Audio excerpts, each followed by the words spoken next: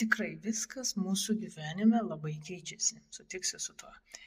Ir pamatyti tą pokytį teigiamą, neigiamą, patinkantį, nepatinkantį, kuris gali būti visiškai nepatogus, yra svarbu.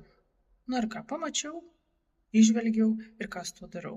Niekogi nedarau, tiesiog priimu taip, kaip yra.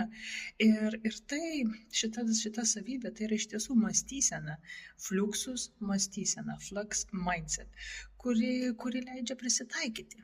Bet prisitaikyti ne vien tik tais aklai, o prisitaikyti pagal savo vertybės.